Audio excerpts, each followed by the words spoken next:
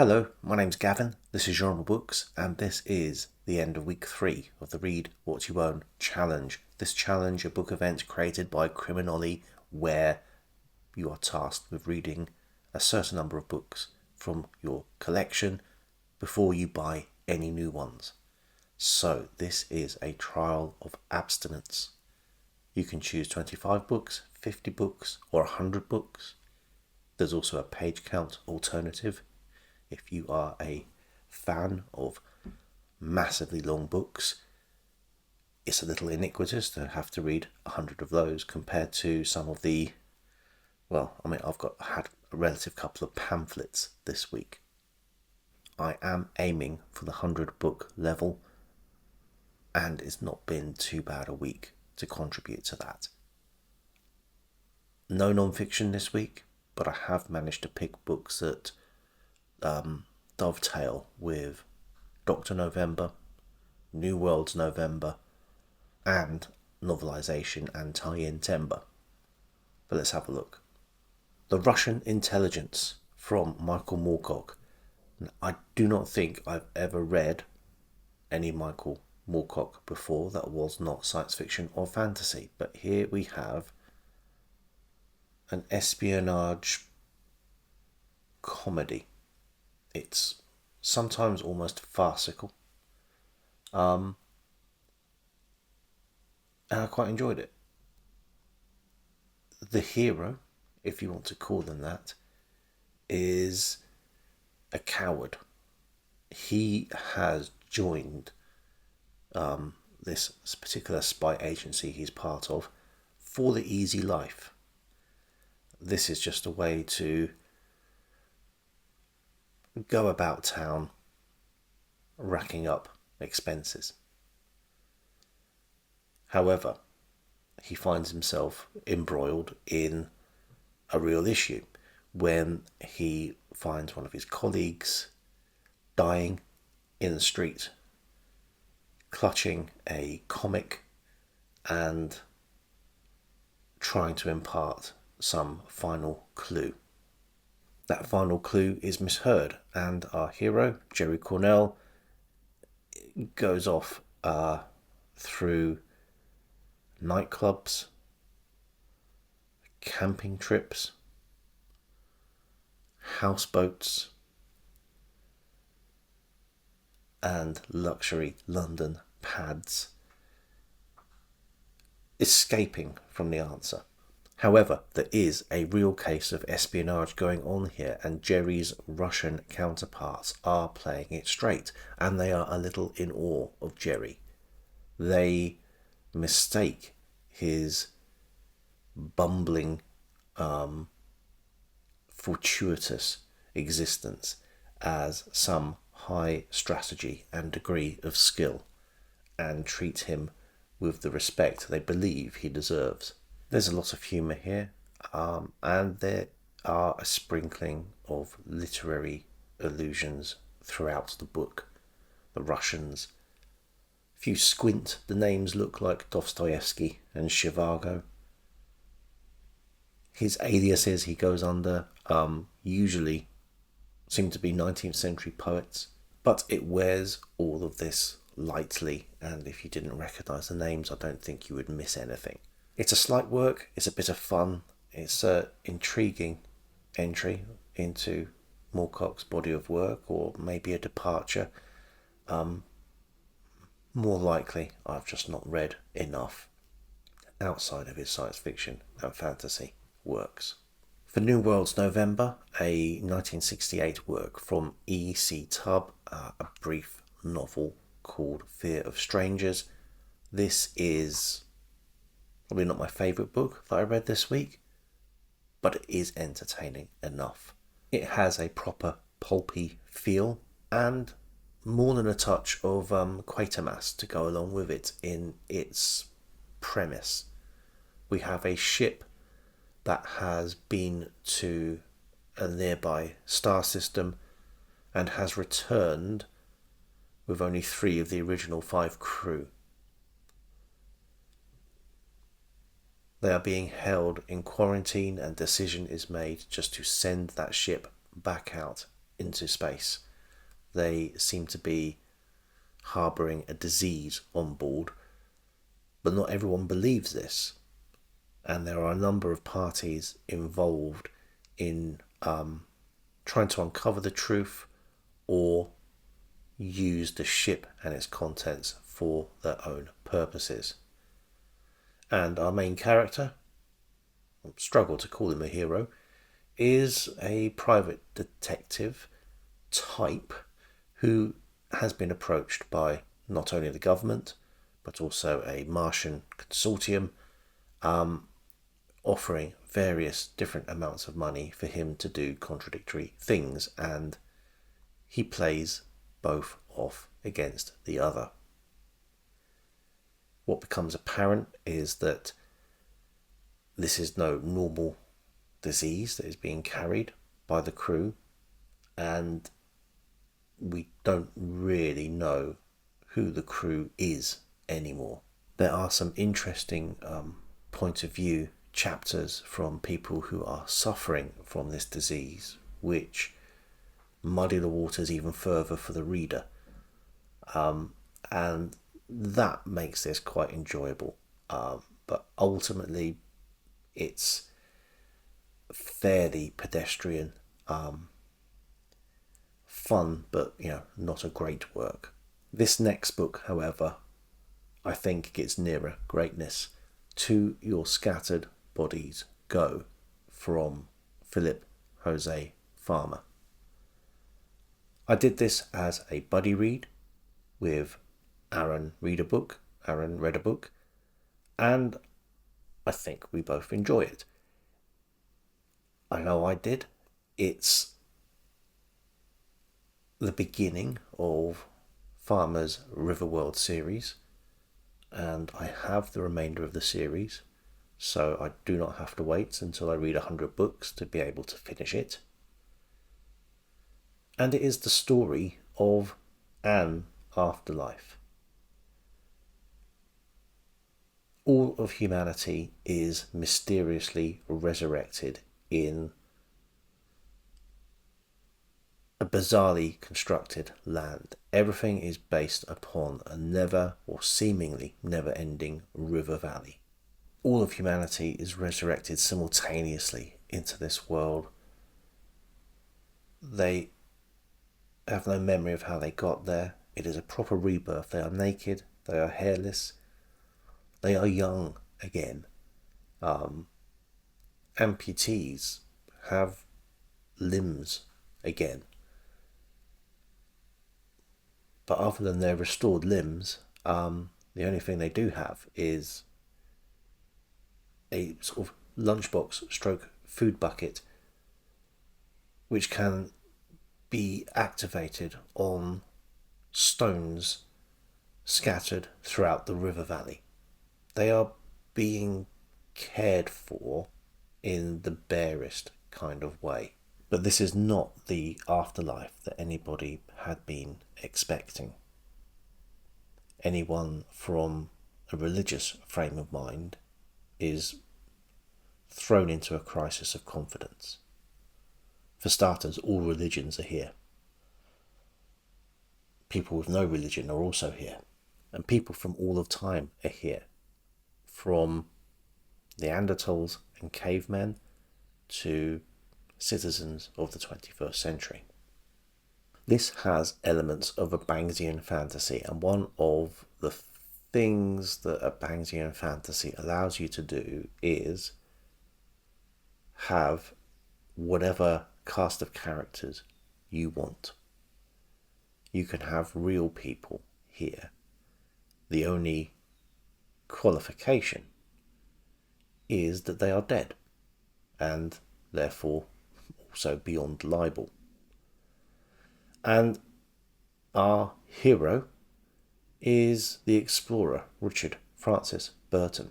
Once he has got over the shock of being reborn as a young man and the grief at the loss of his moustache, he fairly quickly sets about on a quest to find out who has dared to resurrect him without his input, say-so, or knowledge.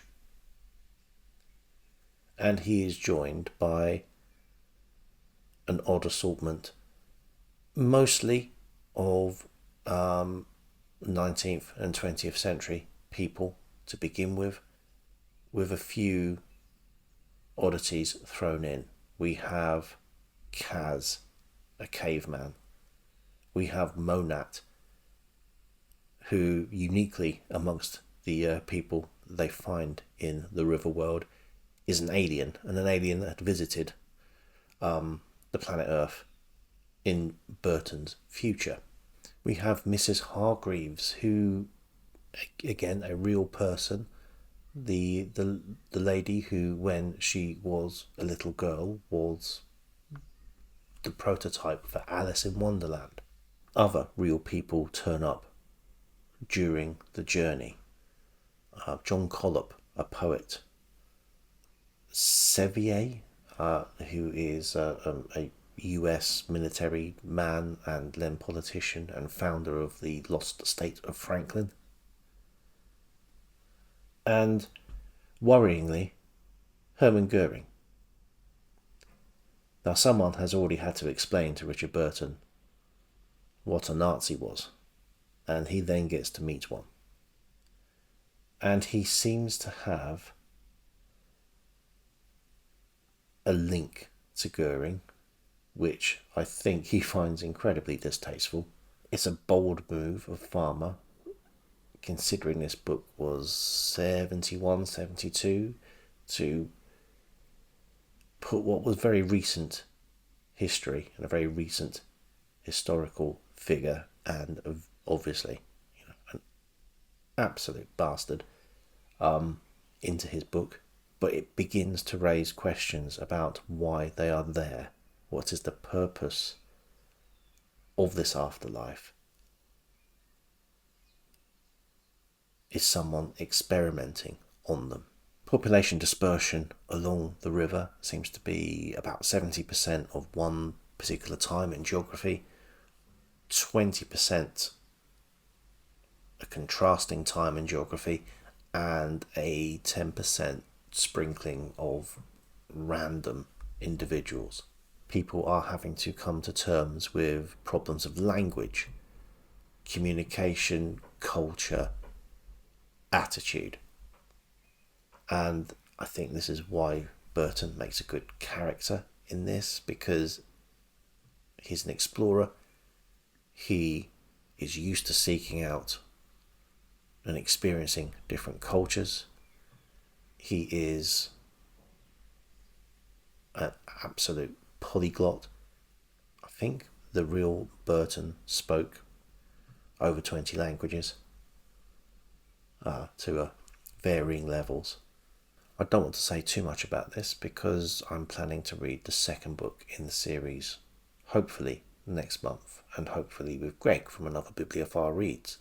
But thoroughly enjoyed this. Looking forward to the next book, and thanks Aaron for doing the buddy read with us. Another buddy read and another New Worlds November. I read the first book in this volume. So this is the Andromeda Anthology by Fred Hoyle and John Elliott. There are two books in here, A for Andromeda and the Andromeda Breakthrough. But the TV series was called The Andromeda Breakthrough, and when it came out in a novel, it's just called Andromeda Breakthrough. So I don't know if there's anything more than style to that change. So this is New Worlds November. This is also Novelization and Tie in Tember, because this started as a TV series. John Elliott is not an author, or wasn't originally an author. He is a TV creator. Fred Hoyle also wasn't originally an author. He's a scientist. And together they have created an interesting work. However, I won't say too much about this because I have read this with the intention of talking about it fully with Duncan from Backaway from the Donkey, talking about this book and its sequel and the TV series. Now, unfortunately, the BBC had a policy of scrubbing their programmes after they had been shown to free up the tapes to be able to record something else. So there is only one episode of the original series remaining. However, I think we have the full second series, given that the first series became so popular. I think this series was also the television debut of Julie Christie. As a fan of British science fiction, I hate that BBC policy. I hate that happened. My favourite show is Doctor Who, and there are still 85, 90 episodes of that missing, presumed lost. I imagine you have orders to destroy me. Yes. I also read another Fred Hoyle book, which I did speak about briefly in the first of these Read What You Own videos. October the 1st is too late, and I do have another couple that I've taken out of the shelves to dip into as I read the second of these books in the coming weeks. So maybe some Fred Hoyle material coming soon. And finally, for this week, another Galant's science fiction masterwork, and Ursula K. Le Guin's The Word for World is Forest. This is a short work. I still have 20 pages to read, but I will have finished that by the time this video comes out. I like this book an awful lot. This is an allegory about the Vietnam War, and this is a severe criticism of the US and their behaviour in the Vietnam War, but translated to a science fiction location. The Athsians are on a planet 27 light years from Earth, which has been colonised by humans. The Athsians are humanoid, and we think that all of these planets, including Earth, have been essentially seeded by some prior race. But the Athsians lead a very, to our eyes, primitive life. They have no modern weaponry, everything is still based on bow and arrow. They are small of stature, about the size of sort of 6-year-olds. They are slight. They are covered in a greenish fur, which helps them blend into the forest which covers the entire planet. This greenish fur led to the book originally being called The Little Green Men. That was Le Guin's choice of title, and she was persuaded by the book's editor, Harlan Edison, to change the title to The Word for World is Forest, because in the language of the Athsians, the two words are interchangeable. Of the approximately 3,000 human colonists that are on the planet and engaged in a project of deforestation, we focus on two. This is all from a military perspective. The first is I think he's a captain called Davidson, and he is, he's just a racist. He is the epitome of everything that is bad about a colonizing force. In contrast, Lyubov is at heart an anthropologist. He is there as a specialist. He is writing papers on the indigenous people. His assessment, anthropologically speaking, of the natives of the planet is correct. They are a peaceful people. There is barely any violence or murder on the entire planet. However, the introduction of humans into the equation changes this. The Athsians expect, as they recognise the humans as other members of the same extended humanoid family, to behave as they do. Humans, unfortunately, act like humans, and the reaction is slow in coming, but powerful when it arrives. This is a nice short book, perfect for Read What You Own, and I would recommend it to anybody. Obviously, Ursula K. Le Guin is very well known anyway, so I'm probably preaching to the choir here. But see the progress. Now, I haven't added the Guin to this because I've not yet finished it. But in 20 pages time, it will be there as number 16. And that will be 5 books for the week. There's still a lot more space left on this sheet, but it's still early days yet, and I'm still at this point feeling confident. But until next time,